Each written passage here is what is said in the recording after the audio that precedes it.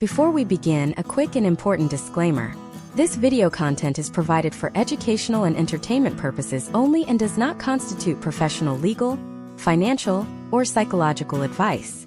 The social trends and data discussed regarding divorce and family law are complex and vary significantly by jurisdiction and individual circumstance. You should not act or refrain from acting on the basis of any content included in this video without seeking the appropriate legal or other professional advice on the particular facts and circumstances at issue from an attorney licensed in your state or relevant professional body. We strongly encourage all viewers to conduct their own due diligence and consult with qualified professionals before making significant life or legal decisions.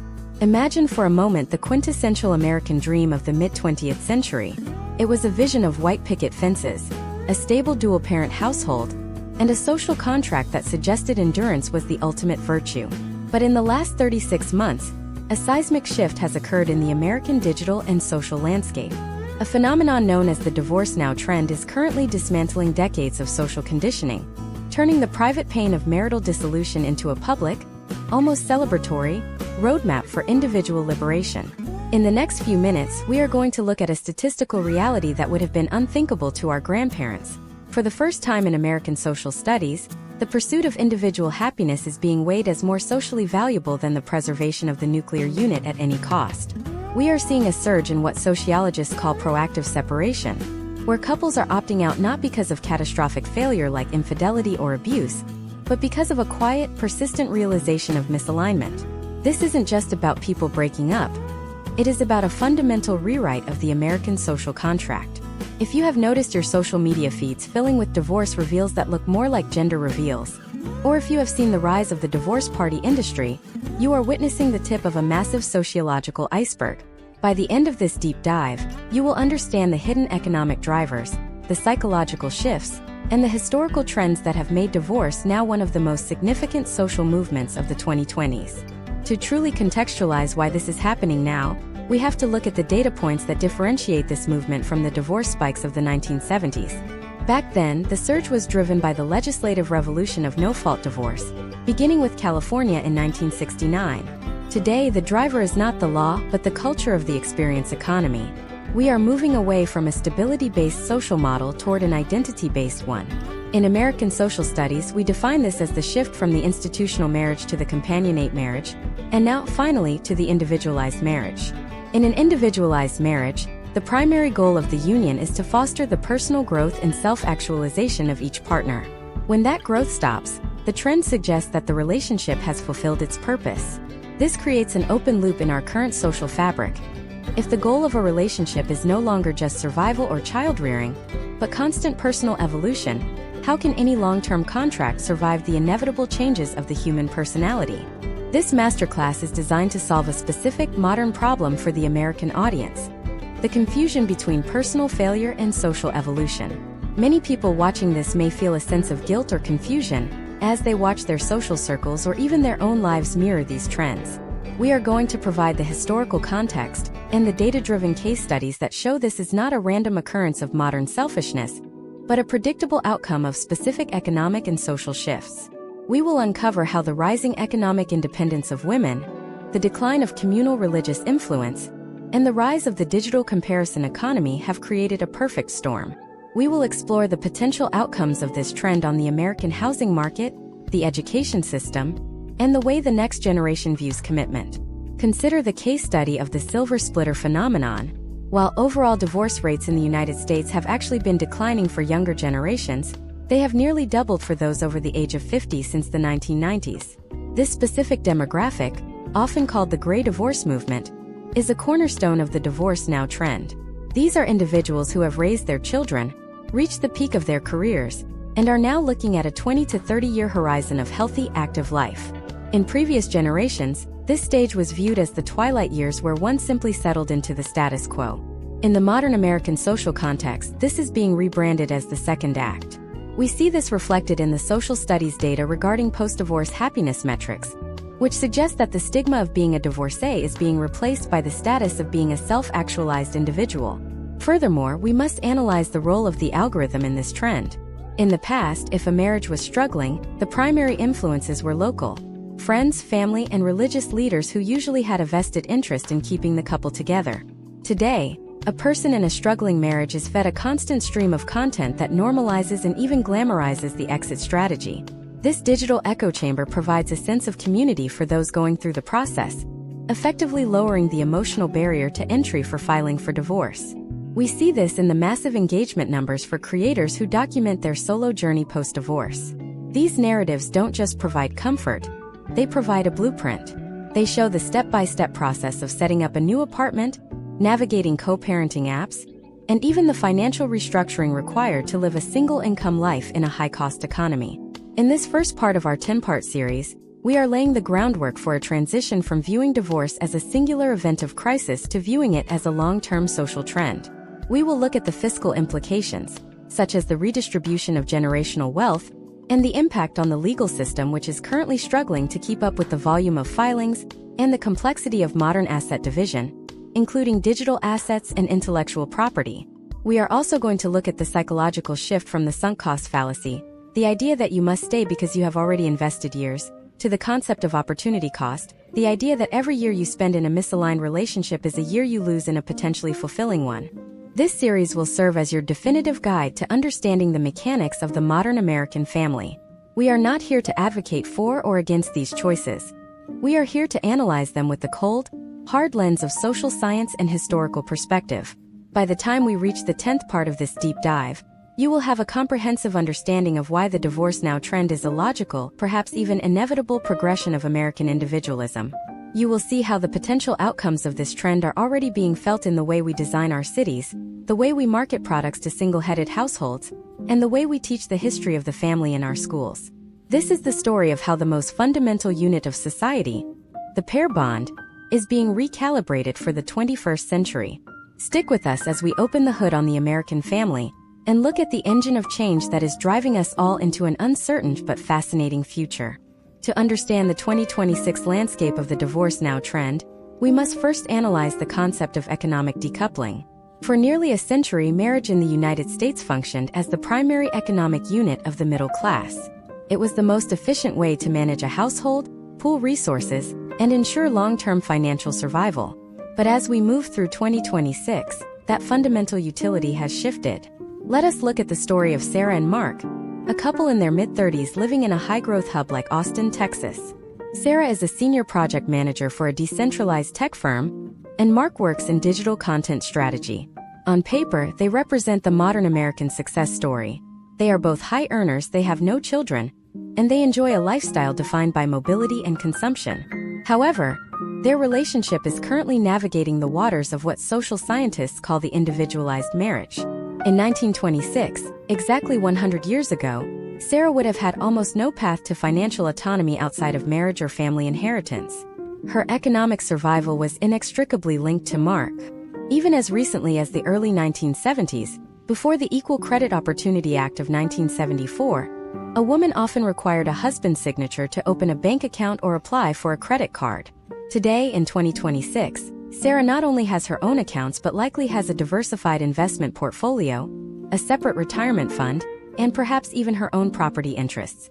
This economic independence is the single most significant driver of the current trend.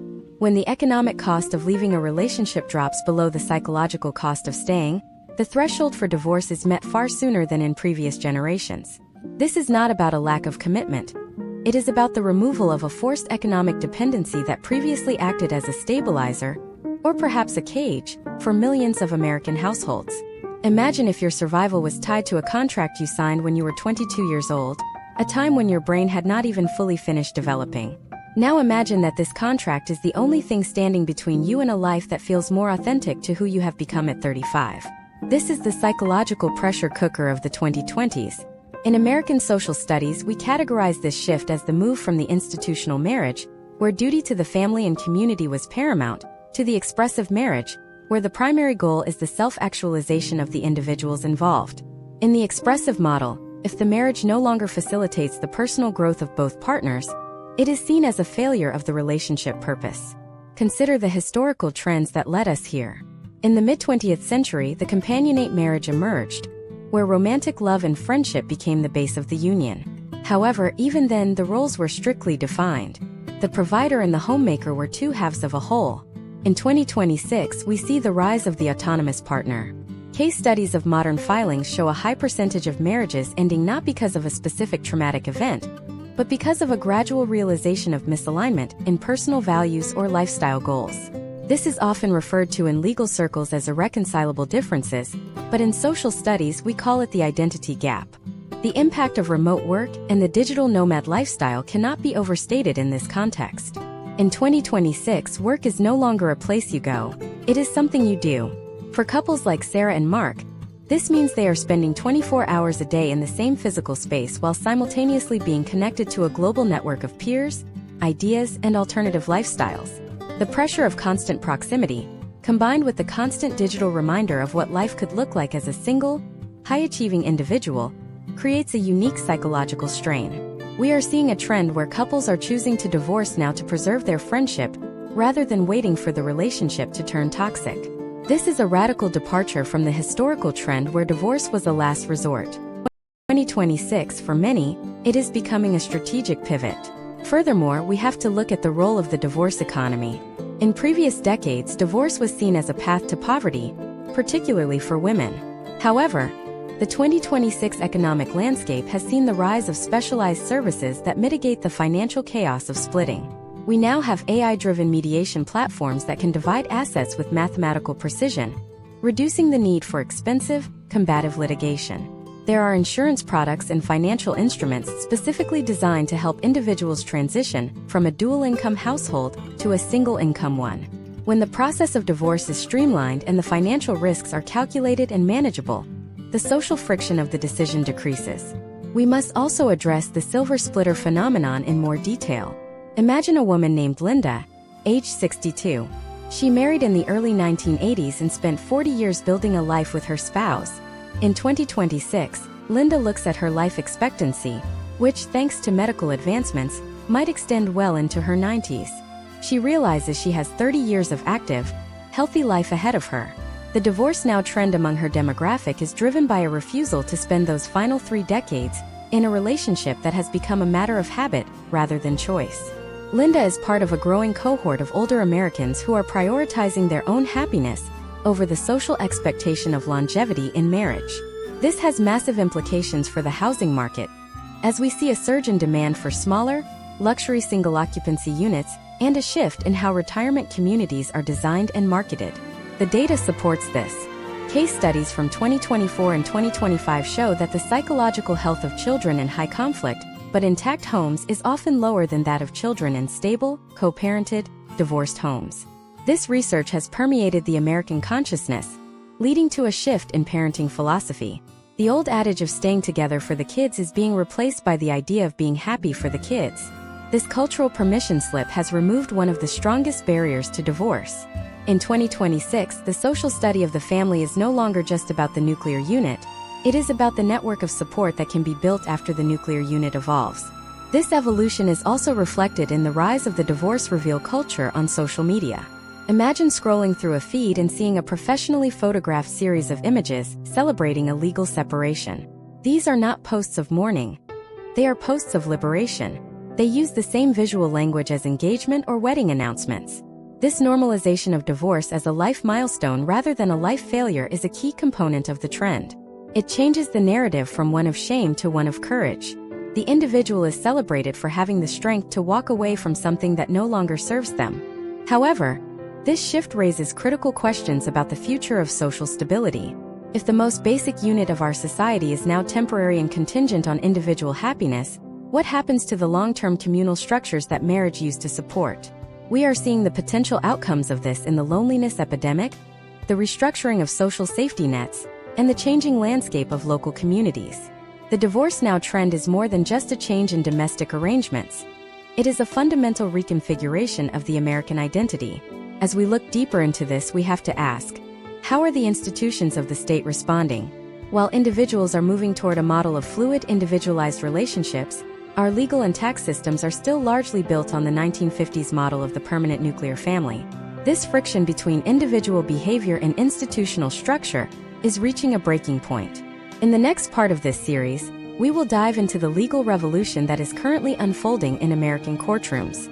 We will explore how the rise of digital assets, from cryptocurrency to social media footprints, is complicating the division of property, and how the legal definition of family itself is being challenged by the very trend we have just described.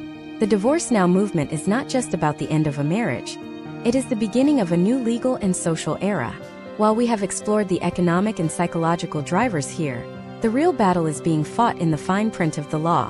What happens when the court has to decide who owns an AI-generated persona or a million-follower account? We are moving from the emotional to the technical, and the stakes have never been higher. The transition from the emotional weight of a dissolving partnership to the cold, clinical world of asset division has undergone a radical transformation in the American legal system as of 2026. To understand the Divorce Now trend, we must look at how the definition of property has expanded beyond the physical realm. Imagine a couple, Alex and Jordan, who represent the modern entrepreneurial class of the United States. In 2018, they married with traditional assets: a modest savings account, a leased vehicle, and shared dreams. By 2026, their portfolio has evolved into a complex web of decentralized finance, fractionalized real estate tokens, and a shared social media brand that generates more revenue than a mid-sized corporation. When they decide to file for divorce, the traditional legal framework, designed for a world of brick-and-mortar homes and defined benefit pensions, begins to fracture. In American social studies, we are tracking a shift in legal case studies that move from community property disputes over furniture to forensic audits of the blockchain. In a traditional community property state like California or Texas, the law generally mandates a 50-50 split of all assets acquired during the marriage. But how do you split a private key to a hardware wallet containing 7 different types of cryptocurrency? How do you divide the intellectual property of an AI-generated persona that Alex and Jordan spent 3 years training and marketing? The legal revolution currently unfolding involves the integration of forensic digital accountants into the standard divorce proceedings. These professionals are tasked with a step-by-step deconstruction of the marital digital footprint. They look for hidden wallets, verify the origin of digital art collections, and attempt to place a market value on intangible influence. Consider the complexity of the digital brand. If Alex was the face of their shared YouTube channel but Jordan was the strategist and editor behind the scenes, who owns the channel after the divorce? In 2026, courts are increasingly treating social media accounts not as personal hobbies, but as business assets with measurable goodwill. We are seeing historical trends where judges are forced to act as business appraisers. They look at historical earnings, projected growth, and the cost of replacing the partner who is leaving. Imagine if the court orders that Alex must pay Jordan a percentage of all future ad revenue for the next 5 years because the channel growth was a joint marital effort. This creates a post-divorce economic tether that many in the Divorce Now movement are desperately trying to avoid. This is why we are seeing a massive surge in the use of postnuptial agreements. A postnuptial agreement in 2026 is no longer just a sign of a failing marriage. It is increasingly viewed as an operating manual for a modern, high-stakes partnership. Couples are sitting down mid-marriage to define exactly what happens to their digital likenesses, their data rights, and their crypto holdings.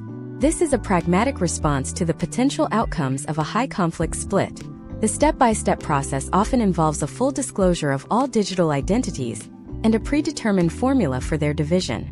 For example, a common clause in 2026 postnups dictates that if a couple splits, one partner retains the primary brand handle, while the other receives a cash buyout based on a 3-year average of the brand's valuation. This level of granular planning is a hallmark of the current trend. It reflects a society that is becoming more comfortable with the idea that while love may be infinite, a legal contract is finite. The legislative lag in the United States is a critical component of this masterclass. While the Divorce Now trend is moving at the speed of the internet, the law often moves at the speed of a physical courtroom. This discrepancy has led to the rise of private mediation and digital arbitration. Instead of waiting 18 months for a court date in a backlogged family court system, 2026 couples are opting for AI-assisted mediation. Imagine an interface where both parties upload their financial records, their digital asset logs, and their parenting goals. The system then uses historical trends and state-specific legal precedents to generate a series of potential outcomes. This does not replace legal counsel, but it provides a baseline for negotiation that is objective and data-driven. This technology is lowering the barrier to divorce by making the process faster, more transparent, and less emotionally draining. However, the technical side of divorce in 2026 also introduces new risks. We must discuss the concept of digital hiding. In previous decades, a spouse might hide cash in a secret bank account or underreport the value of a physical collection. Today, the potential for hiding assets in decentralized protocols, or through complex layers of digital transactions, is a major concern for legal professionals. This has led to the development of specific legal protocols for digital discovery. Attorneys now issue subpoenas not just to banks, but to server providers and exchange platforms. The social studies data suggests that the fear of hidden digital assets is actually a primary driver of the push for more transparent, frequent financial check-ins within marriages. Let us look at another case study: the division of shared digital experiences. Imagine if a couple has spent thousands of dollars on a shared virtual world property, or a collection of high-value digital avatars. In 2026, these are not just games. They are significant investments. The legal system is currently debating whether these assets should be treated like real estate or like personal property. If it is treated like real estate, the process involves appraisals and potential buyouts.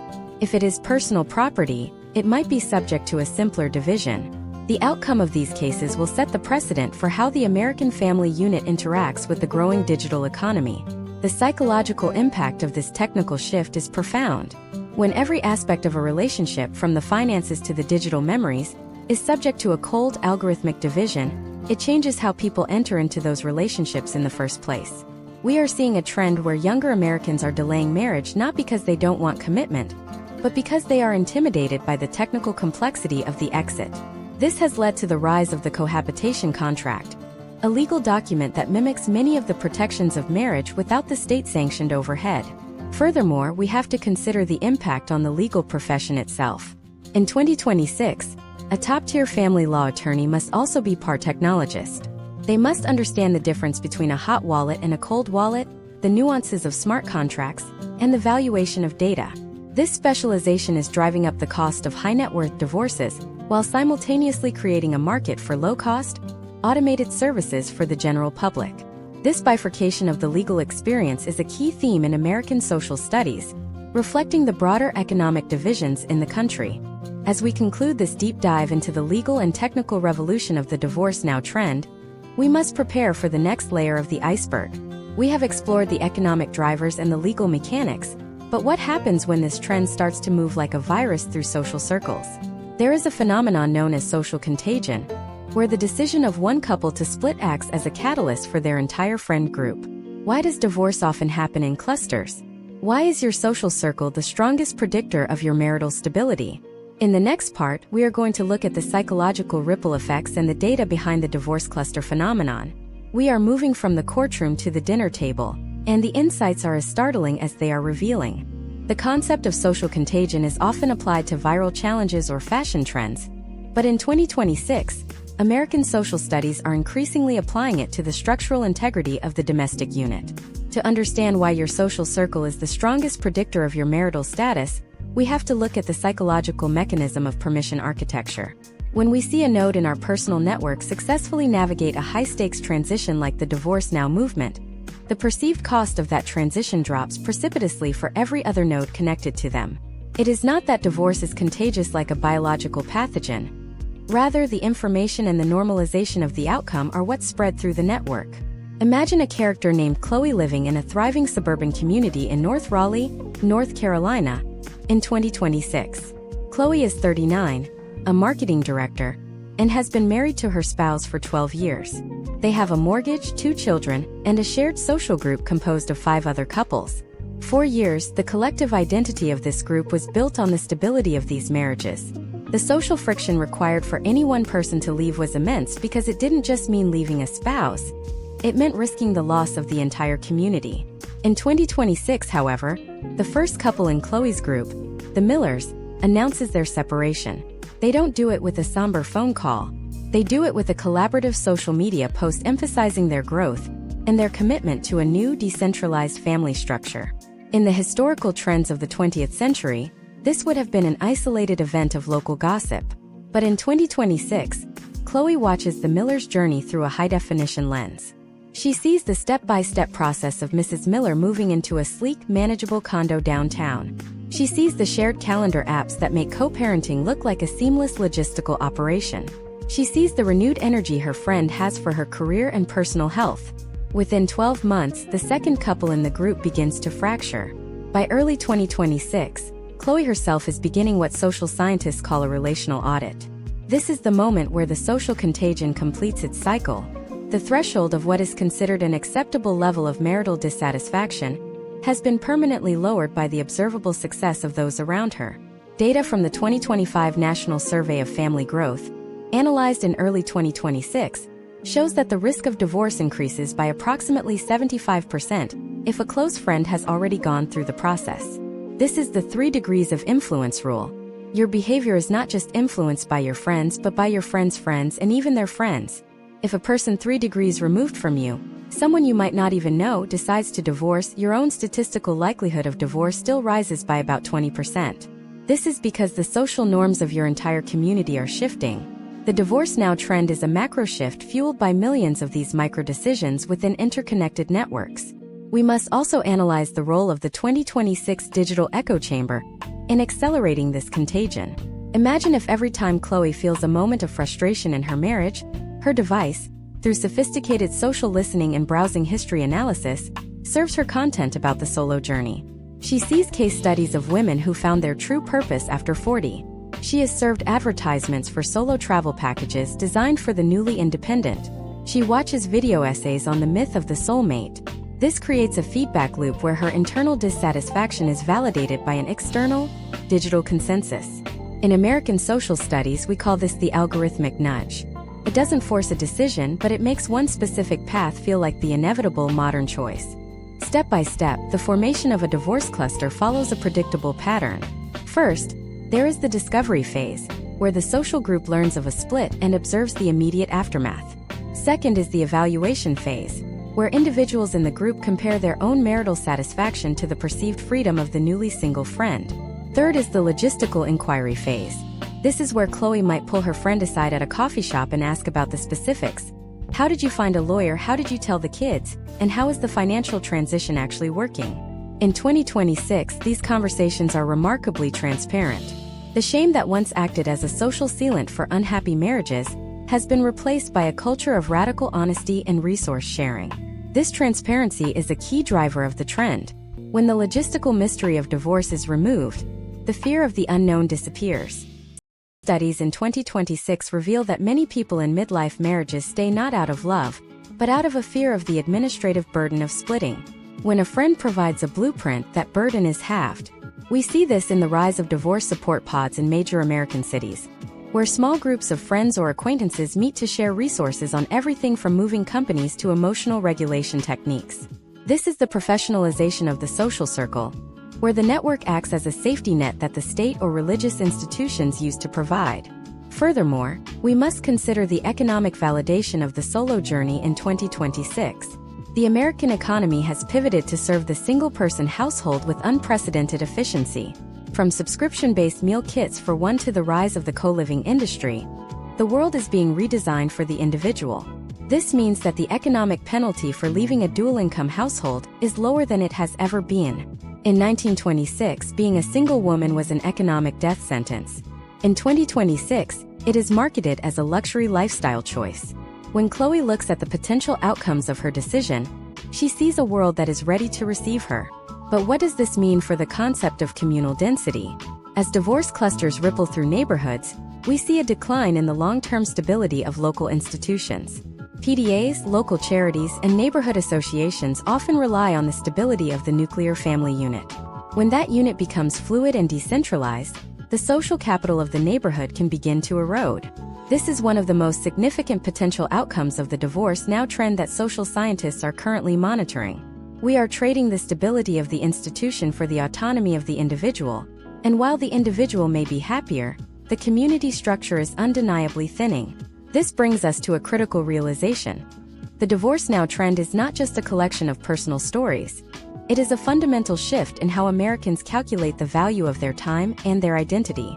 In a world of 2026 where life expectancy is increasing and the digital world offers infinite alternatives, the idea of a permanent, unchanging contract feels increasingly like a relic of a different era. The contagion is not a disease. It is an update to the social operating system. But as we watch the adults navigate these new waters, we have to look at the silent observers of this entire trend.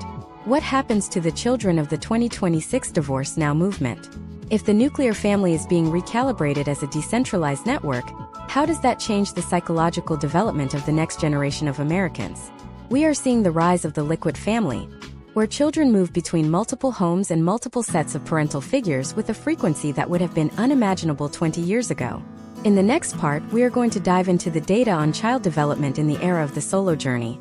We will look at how 2026 co-parenting technology is changing the very nature of childhood, and what the long-term potential outcomes are for a generation raised in the age of the fluid family. Is this the end of the traditional childhood, or the beginning of a more resilient, adaptive generation? The answers are being written in the nurseries and schoolrooms of America right now. To understand the reality of the next generation, we must look at the life of Leo, a 10-year-old student in a suburban district outside of Denver, Colorado. In 2026, Leo does not describe his family as broken. In his social studies classes, the terminology has shifted toward the managed network or the binuclear family. Leo is a primary participant in what we call the liquid family structure. Every Sunday evening, Leo performs a ritual that has become a standard developmental milestone for millions of American children: the digital handover. This is not the high-conflict driveway exchange of the 1990s. Instead, Leo's transition between his mother's high-rise apartment and his father's suburban townhouse is managed by a suite of interconnected software. His backpack contains a dedicated tablet linked to a co-parenting operating system. This software acts as the central nervous system for his life. It holds his medical records, his soccer schedule, and a shared expense ledger that automatically settles costs for school lunches and extracurricular activities. In 2026, the technology of co-parenting has moved beyond simple shared calendars into the realm of AI-mediated communication. Imagine if every message sent between parents was analyzed in real time for aggressive tone or high-conflict language. These systems, which are increasingly mandated by family courts in contested cases, provide a step-by-step filter that prevents the children from being used as messengers or shields.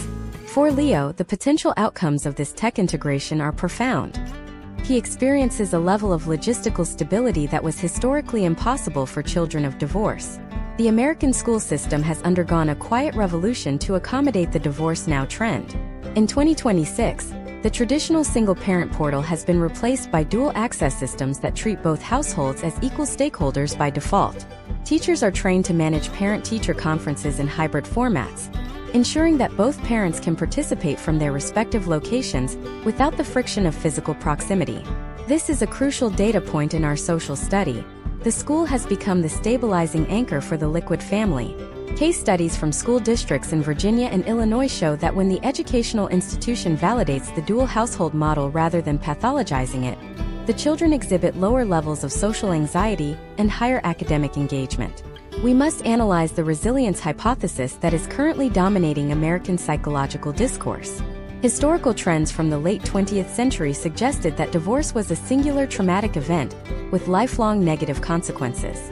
However, 2026 data is beginning to tell a more nuanced story. Sociologists are observing a phenomenon where children raised in stable, low-conflict, post-divorce environments develop a specific set of skills labeled adaptive intelligence.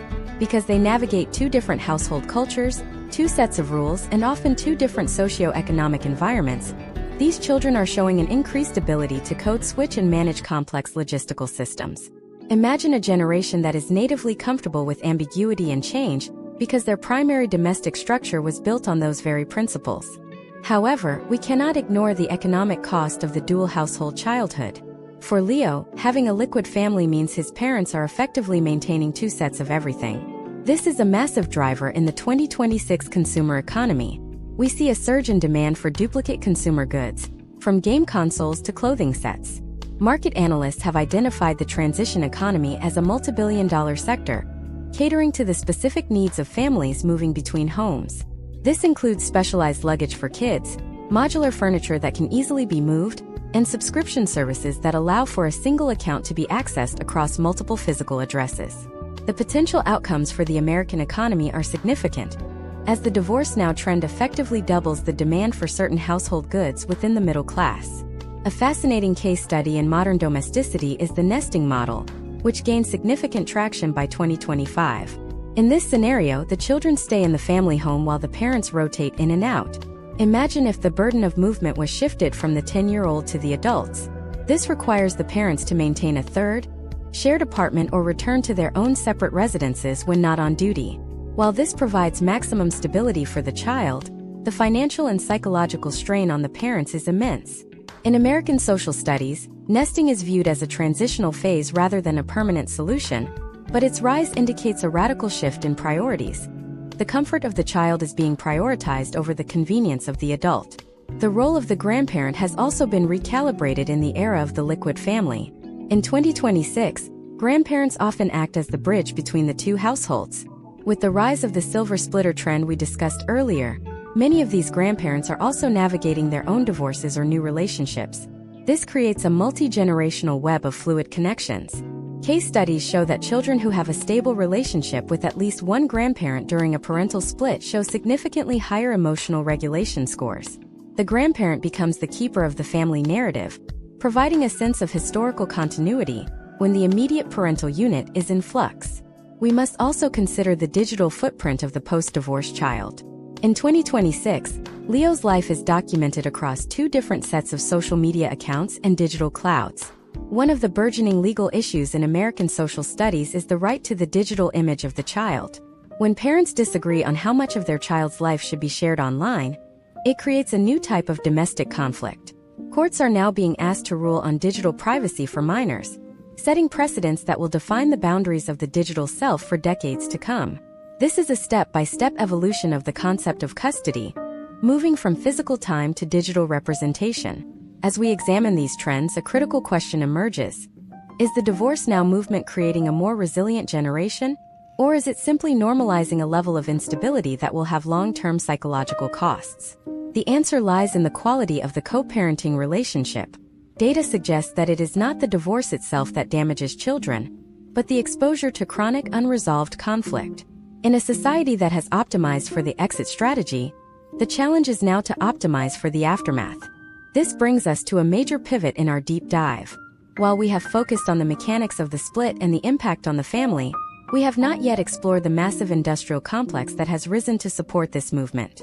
The divorce now trend has birthed a new category of entrepreneurship in the United States.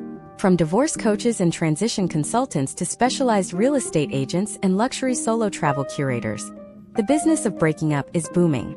Why is the 2026 economy suddenly so invested in your singlehood? In the next part, we are going to look at the rise of the divorce industrial complex. We will uncover the hidden market forces that are actually incentivizing the dissolution of the American marriage and how your personal liberation is being packaged and sold back to you. The financial stakes are higher than you think, and the marketing is more subtle than you can imagine. To understand the full scale of the divorce now trend, we must look beyond the emotional and legal frameworks and analyze the economic engine that has been built to sustain it. In 2026, the American economy has effectively monetized the dissolution of the nuclear family. We are witnessing the rise of the divorce industrial complex, a sophisticated network of businesses, services, and marketing strategies that treat marital separation not as a tragedy, but as a prime consumption event. When one household becomes two, the immediate result is an explosion in consumer demand. Imagine a character named David, a 45-year-old software architect living in Seattle. In 2026, when David and his spouse decide to pursue the divorce now path, they are immediately entered into a marketing funnel that is as precise as any used for a wedding or a new birth. David is not just a man ending a marriage, he is a high-value lead for a dozen different industries. In previous decades, David might have consulted a lawyer and a therapist. Today, the first person he hires is a certified divorce coach. This is a profession that barely existed in the mainstream 20 years ago, but has become a multi-billion-dollar industry by 2026. The divorce coach does not provide legal advice or clinical therapy. They provide project management for the split. They offer a step-by-step roadmap for emotional regulation, logistical planning, and brand management. This professionalization of the split is a key data point in American social studies. It reflects a shift toward the optimization of life transitions. For David, the divorce coach acts as the general contractor of his liberation. They help him select the right mediator, suggest specialized real estate agents, and even provides scripts for telling his colleagues and social circle. This service industry thrives on the idea that a good divorce is a managed divorce. By framing the end of a marriage as a complex project to be optimized, the industry lowers the psychological barrier to entry. If you can hire a professional to handle the mess feels less like a reason to stay. Next, we must analyze the real estate pivot. In the 2026 housing market, specialized transition agents have become the new power players. These are real estate professionals who focus exclusively on the divorce now demographic. They understand the specific financial pressures of a court-ordered sale and the immediate need for two separate, smaller residences. Case studies from high-cost markets like San Francisco and New York show that these agents often work in pairs, one to sell the family home and two others to find the new individual dwellings. This creates a triple commission event for the industry. Imagine if the housing market, already strained by low inventory, finds its most consistent supply from the steady stream of divorcing couples. This creates a structural incentive for the real estate industry to normalize and even facilitate quick transitions. The potential outcomes for the broader consumer economy are even more significant. From an economic perspective, divorce is a growth engine. When David moves into his new bachelor apartment, he represents a total duplication of demand. He needs a new set of kitchen appliances, a second subscription to every streaming service, a new set of linens, and a second set of furniture. Historical trends show that the period immediately following a divorce is one of the highest spending windows in an individual's life. This is the consumption double dip. The marketing world has caught on to this in 2026.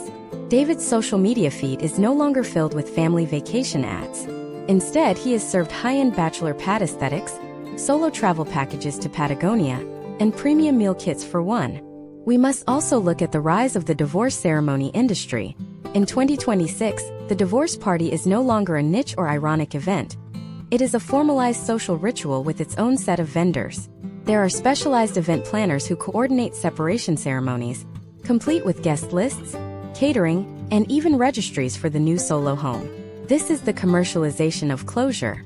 By creating a retail category for divorce, the economy provides a social script that replaces shame with celebration. This is a step-by-step rebranding of a life crisis into a lifestyle upgrade. When personal liberation is packaged with a high-end price tag, it gains a level of social prestige that alters the decision-making process for millions of Americans. The technology sector has also built a specialized infrastructure for this movement. In 2026, we see the rise of split tech, apps and platforms designed specifically to manage the financial and social fallout of a divorce. There are fintech tools that automatically uncouple shared bank accounts and redistribute recurring payments based on a legal settlement. There are privacy tools that perform a digital sweep, ensuring that a former partner no longer has access to shared passwords, location data, or smart home devices. This technological easing of the transition is a major driver of the divorce now trend. When the administrative friction of leaving is reduced to a few clicks on a dashboard, the decision to leave becomes exponentially easier to execute. Furthermore, we must examine the experience economy's pivot toward the newly single. In 2026, wellness retreats and transformative travel are heavily marketed toward the recently divorced. These programs often use the language of American social studies, focusing on identity reclamation and post-traumatic growth. A 2-week retreat in the desert is sold not just as a vacation, but as a necessary step in the healing process. Case studies of these programs show that they are often priced at a premium, targeting the liquidated assets from the sale of the family home. This is the extraction phase of the divorce industrial complex, where the sudden influx of cash from a home sale or a retirement split is funneled back into the economy through high-cost experiences. However, the most subtle and perhaps most powerful part of this complex is the role of the divorce influencer. In 2026, there are thousands of content creators whose entire brand is built on their post-divorce life. They provide a constant stream of aspirational content showing how much better life can be on the other side. These influencers are often sponsored by the very industries we have just discussed: the lawyers, the coaches, the apps, and the travel brands. They act as the marketing arm of the divorce industrial complex, providing the social proof that the investment in a split is worth the cost. For David, watching these creators provides a sense of belonging to a new, thriving tribe of the liberated. This industrialization of divorce creates a self-sustaining cycle. As the services become more refined, the social stigma decreases. As the stigma decreases, the demand for services increases. This leads to more innovation and more marketing, which further normalizes the trend. We are no longer looking at a personal choice made in a vacuum. We are looking at a choice that is being subsidized and encouraged by a massive economic ecosystem. The divorce now trend is, in many ways, the ultimate expression of American consumerism. The idea that any problem, even a failing marriage, can be solved through the right combination of professional services and new purchases. But this leads us to a darker question that social scientists are only beginning to grapple with in 2026. If our economy is now incentivized to see families break apart, what does that do to our collective resilience?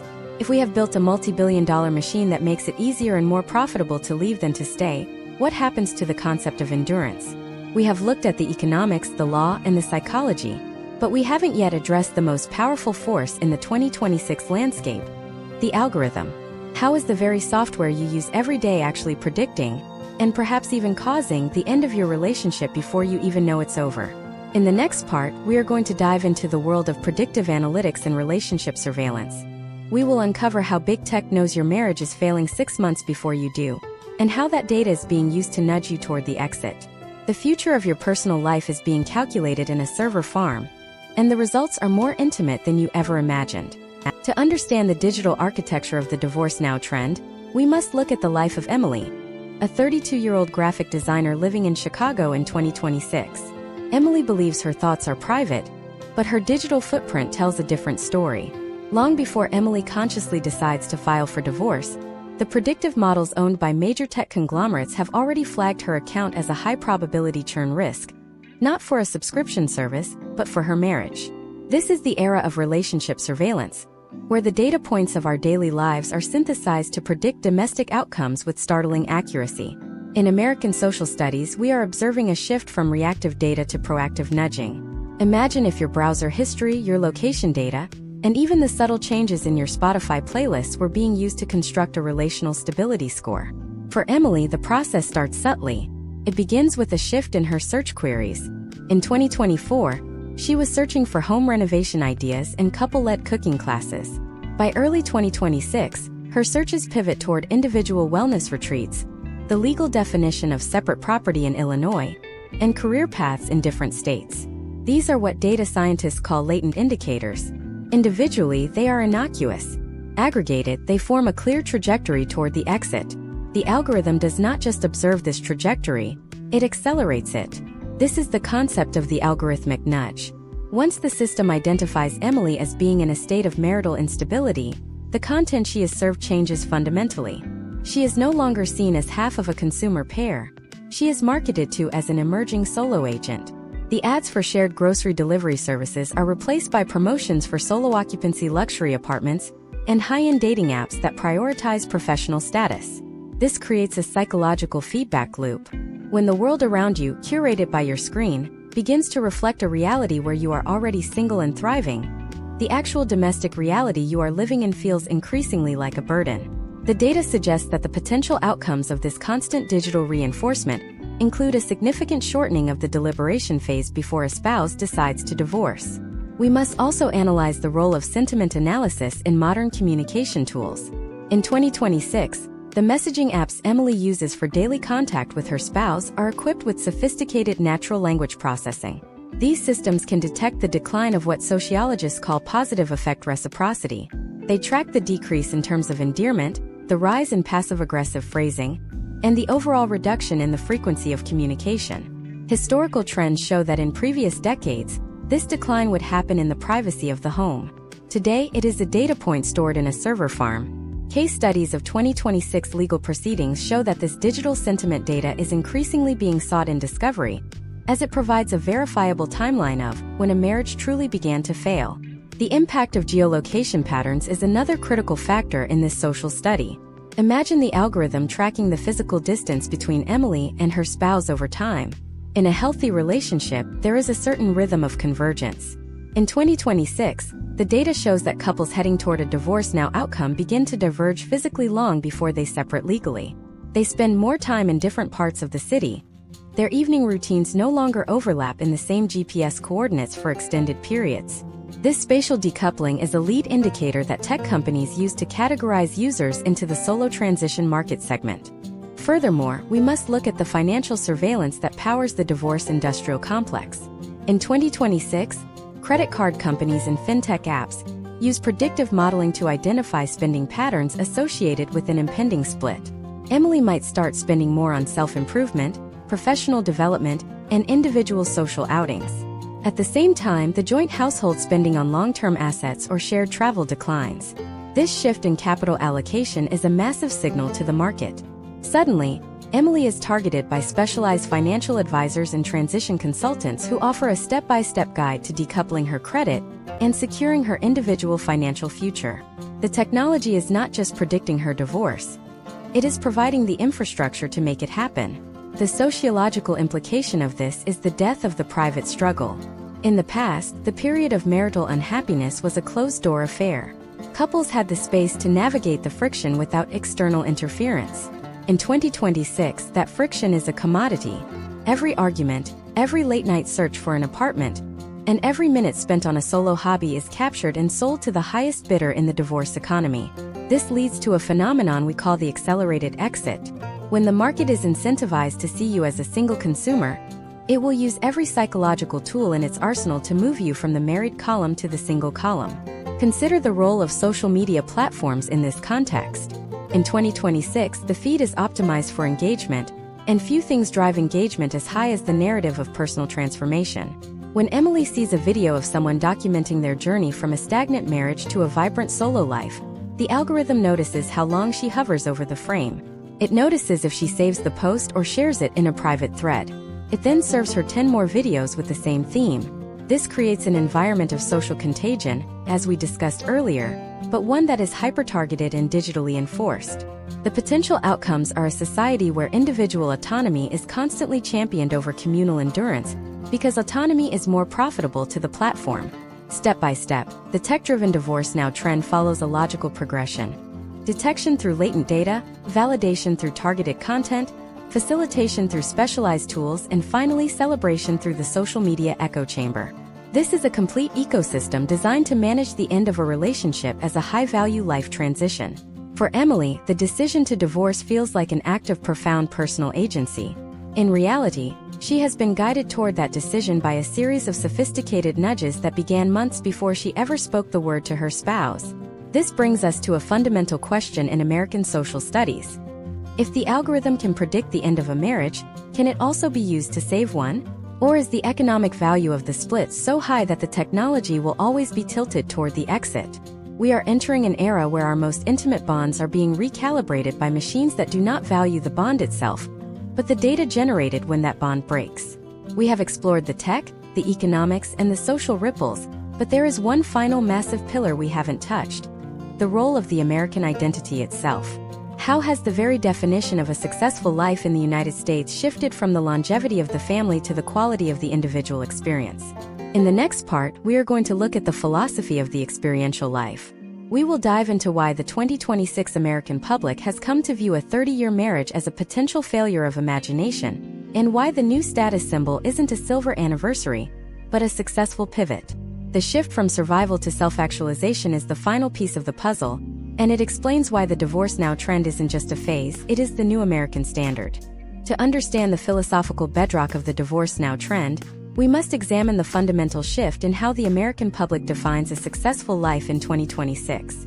Historically, the primary metric of a successful marriage was longevity. The diamond anniversary was the gold standard, a symbol of endurance that commanded immediate social respect. But as we move through 2026, American social studies are documenting the decline of the endurance narrative in favor of the experiential narrative.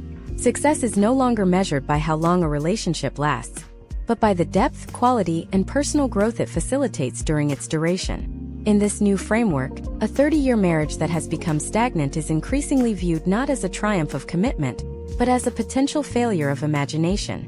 Imagine a character named Marcus, a 42-year-old architectural consultant living in San Diego. Marcus has been married for 15 years. By the standards of 1986 or even 2006, Marcus is in the prime of his stable life. However, in the social context of 2026, Marcus feels a different kind of pressure. He observes his peers engaging in what sociologists call the midlife pivot. He sees colleagues who have ended decade-long partnerships not because of crisis, but because they have reached the end of a specific chapter of their identity.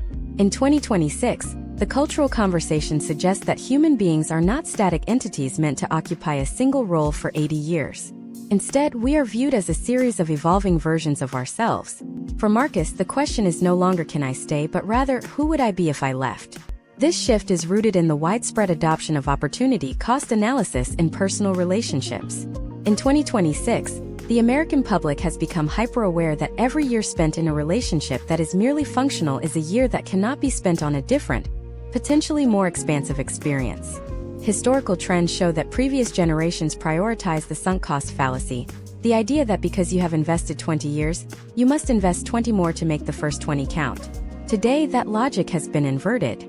The data suggests that for the 2026 demographic, the investment already made is seen as a completed transaction. The focus is entirely on the future yield of the next decade. If the projected growth within the current marriage is lower than the projected growth as a solo agent or in a new configuration, the strategic decision is to divorce now. Case studies in 2026 reflect this through the rise of the reclamation of the self narrative. This philosophy posits that the individual is the primary unit of concern, and the marriage is a secondary support structure. When the support structure begins to constrain the individual, it is discarded. We see this in the surge of adult education and career pivoting among the recently divorced. Marcus sees advertisements and social media content that frame the end of a marriage as the start of a second act. The imagery is not of loss but of unburdening. This is a step-by-step psychological rebranding where the divorcee is not a failure, but an explorer. They are the ones with the courage to admit that their current container is too small for their expanding identity. This philosophical shift has profound implications for how we teach social studies in American schools. In 2026, curricula are beginning to reflect the reality of the fluid family. Instead of teaching the nuclear family as the only stable model, textbooks are introducing the concept of the relationship arc. This model suggests that relationships have natural life cycles.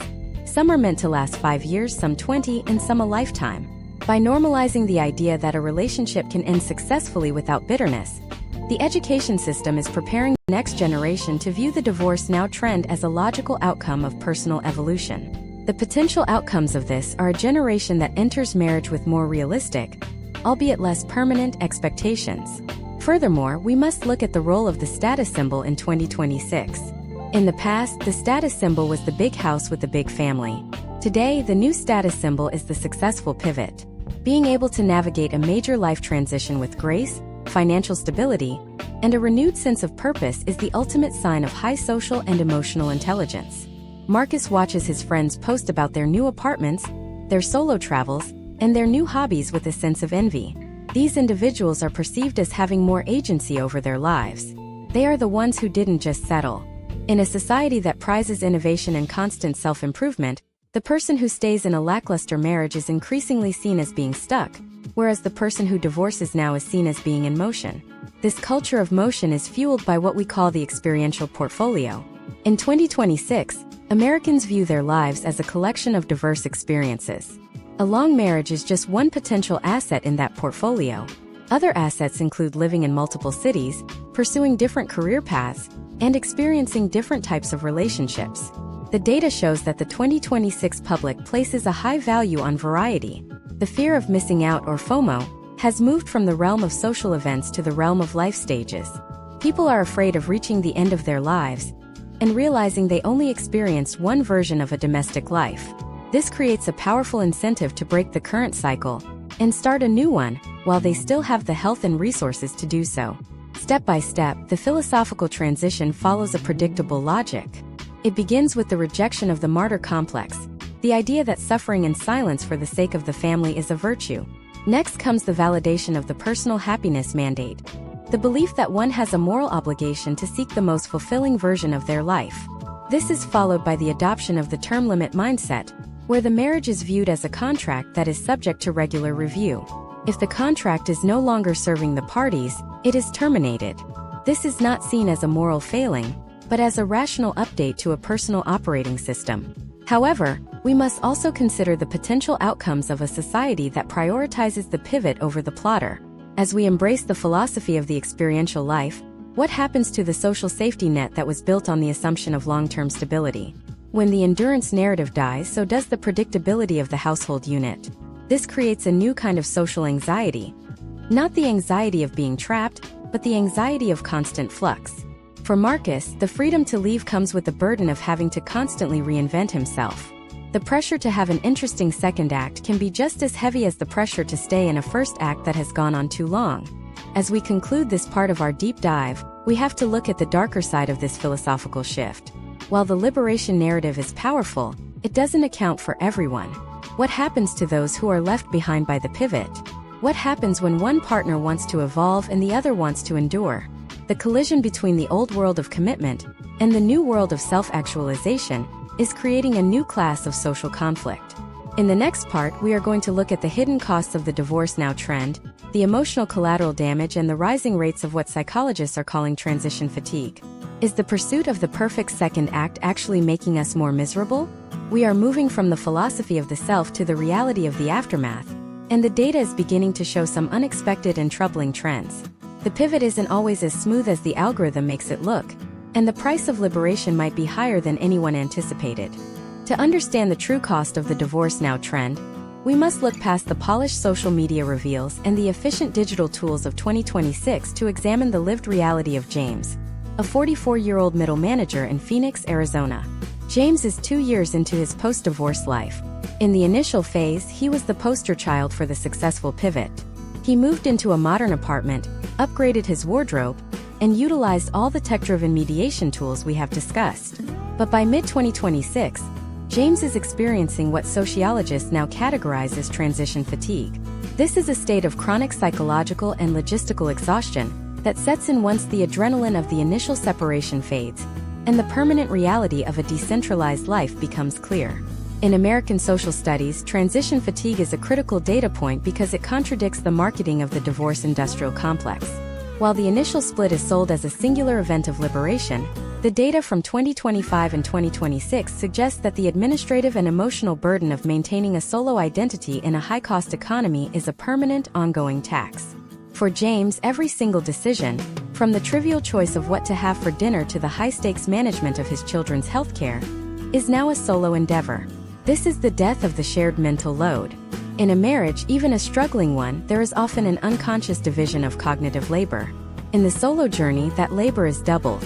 Historical trends in psychological research show that this sustained increase in cognitive load leads to higher baseline cortisol levels and a measurable decline in executive function over time.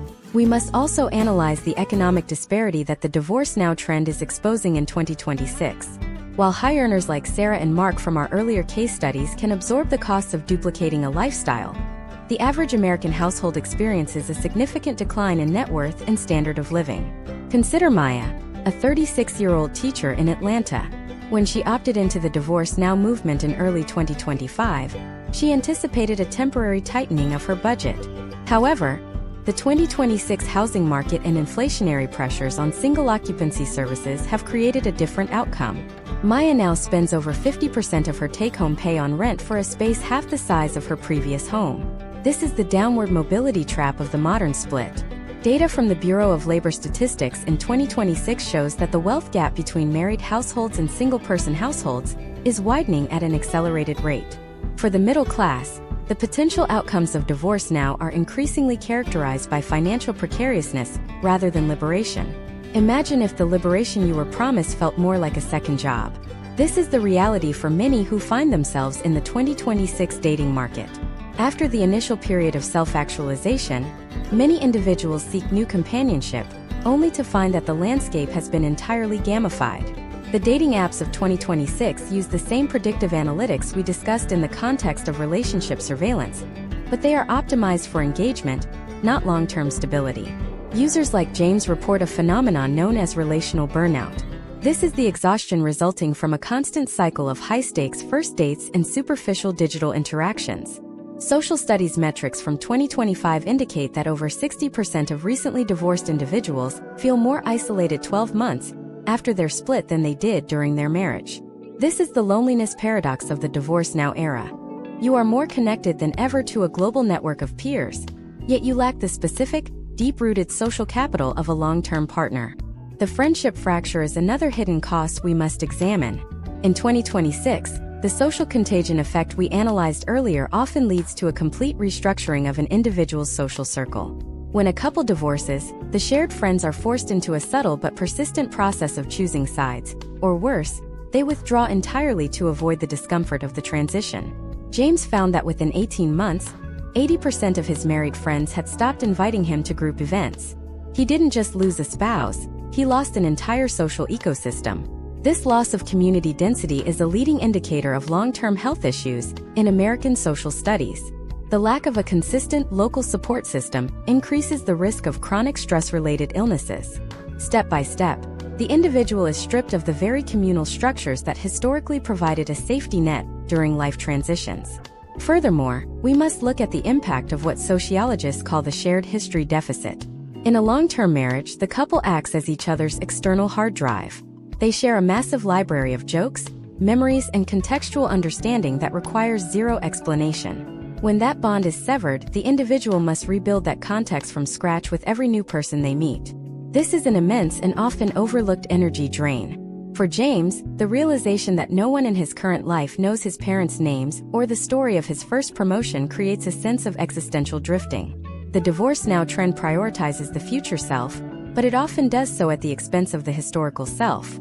The potential outcomes for the children are also more complex than the managed network model suggests.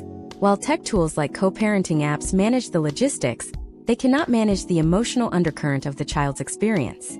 Case studies from 2026 show a rise in what researchers call hypervigilant adaptation in children of the liquid family. These children become experts at reading the emotional states of both parents and adjusting their behavior to maintain peace in both households. While this looks like resilience, longitudinal data suggests it can lead to a suppressed sense of self and difficulty in forming their own long-term attachments in adulthood. We are seeing a generation that is technically stable but emotionally over-leveraged. Finally, we have to address the rise of transition regret.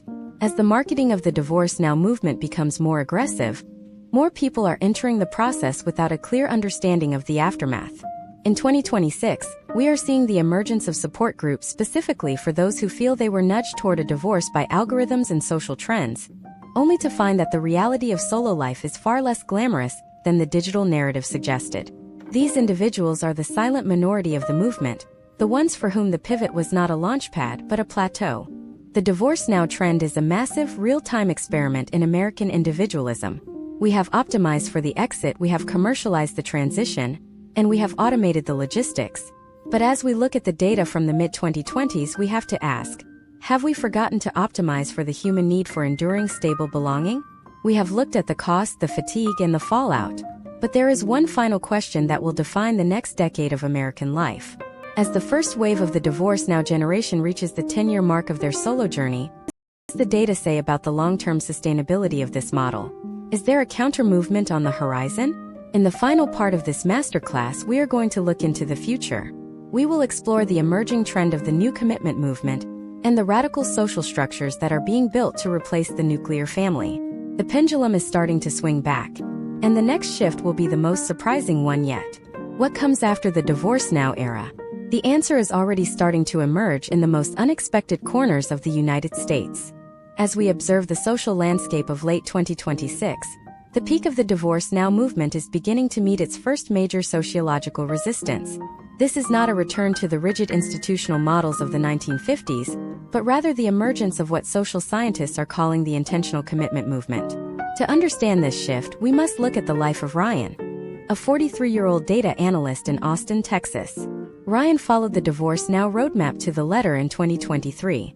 He utilized the digital mediation tools, participated in the solo travel economy, and embraced the self-actualization philosophy we have meticulously deconstructed in this series.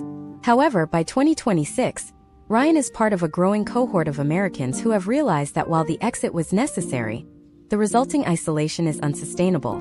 Ryan is now a resident of an intentional co-living community, specifically designed for single parents and solo professionals. This is a step-by-step departure from the solo occupancy apartment boom of the early 2020s.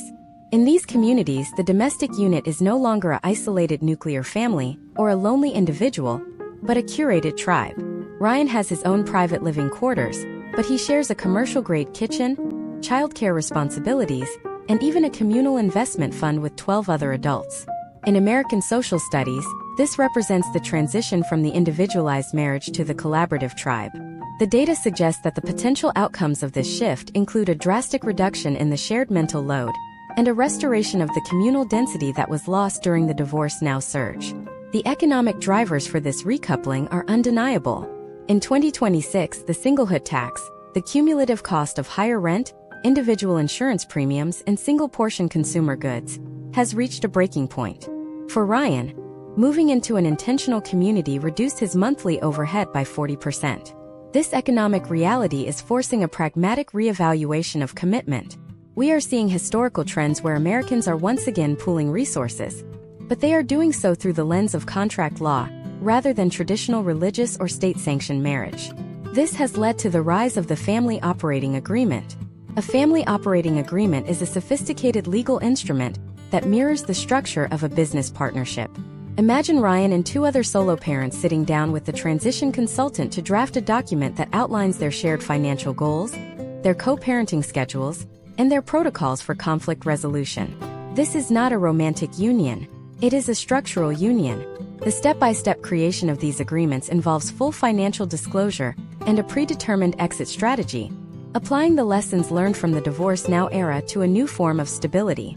By 2026, family courts are increasingly recognizing these multi-party domestic agreements as valid legal structures, providing a level of institutional support for the liquid family that was previously non-existent. Furthermore, we must look at the evolution of relationship technology. The predictive algorithms that were once used to nudge individuals toward the exit are being recalibrated for maintenance and reattachment. Ryan uses a relationship maintenance AI that acts as a proactive mediator for his intentional community. The system monitors the group communication channels for signs of friction and suggests immediate interventions, such as a facilitated house meeting or a shift in the division of labor, before the conflict can escalate into a structural fracture. This is the professionalization of endurance. Instead of waiting for a marriage or a community to fail, the technology provides a constant stream of micro-adjustments that keep the unit stable. The sociological impact on the next generation is equally profound. Ryan's children are growing up in a domestic environment where commitment is viewed as a choice made every day, supported by clear data and transparent communication. Case studies of children in these intentional communities show a decrease in the hypervigilant adaptation we discussed in Part 9. Because the support system is broader than just two parents, the children feel a greater sense of environmental security. They are not just members of a family. They are members of a village that has been built with mathematical precision. This is the potential outcome of a society that has moved through the fire of mass dissolution and come out the other side with a more resilient, albeit more complex, definition of belonging. The historical trend we are documenting is a three-stage evolution of the American domestic unit. In the first stage, from 1926 to 1969, we had the institutional marriage, defined by duty and stability but often at the cost of individual agency. In the second stage, from 1970 to 2025, we had the expressive marriage and the subsequent divorce now movement, defined by individual growth and the right to exit.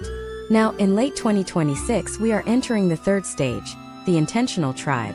This stage attempts to synthesize the stability of the first stage with the agency of the second. It is a world where we choose our families based on shared values and economic logic, rather than just romantic impulse or social tradition. Consider the role of the silver splitters in this new era. Linda, the 62-year-old we met in Part 2, has not moved back into a traditional marriage. Instead, she has joined a Golden Girls-style cooperative in Florida. These women pool their retirement assets to afford high-end healthcare and shared domestic help. They are not single and they are not married. They are intentionally committed to one another. This is the final contextualization of the divorce now trend. It was not an end point, but a necessary clearing of the ground. The trend allowed millions of Americans to break free from outdated structures, so they could begin the hard work of building something more suited to the 21st century. As we conclude this deep dive masterclass, we must look at the ultimate synthesis of American social studies in 2026. The Divorce Now movement was never just about people breaking up. It was a mass-scale recalibration of the American social contract. We have moved from a society of forced permanence to a society of strategic fluidity. We have learned that the individual is the primary unit of the economy, but the tribe is the primary unit of human survival. The potential outcomes of this realization will define the next 50 years of our history. We are seeing a rise in what sociologists call high-density solo living, where individuals maintain their autonomy while being deeply embedded in supportive networks. The divorce industrial complex is also evolving. The coaches and consultants who once specialized in the split are now pivoting to become tribe architects. They are helping people like Ryan, Linda, and Maya design their new domestic structures, providing the step-by-step guidance needed to navigate the complexities of multi-party living. The marketing is shifting from the solo journey to the shared future. The algorithm is learning that while a divorce is profitable, a stable, high-consumption community is even more lucrative over the long term. This concludes our 10-part deep dive into the contextualization of the divorce now trend. We have explored the economic drivers, the legal revolutions, the technological nudges, and the philosophical shifts that have redefined the American home. We have seen how the pursuit of individual happiness has collided with the fundamental need for community, and how a new, more pragmatic form of commitment is rising from the ashes of the traditional nuclear family. The story of the American family is not over. It is simply entering its most innovative chapter yet. But as we move into this era of the intentional tribe, a new set of questions arises. How will the state handle tax codes for a 12-person household? What happens when a tribe decides to divorce? The next great social shift is already beginning to coalesce around the concept of digital legacy and the multi-generational transfer of data. In our next series, we will dive into the rise of the digital estate and how the 2030s are preparing to deal with the immortality of the online self. The future is coming faster than the law can follow, and we will be there to deconstruct every bit of it.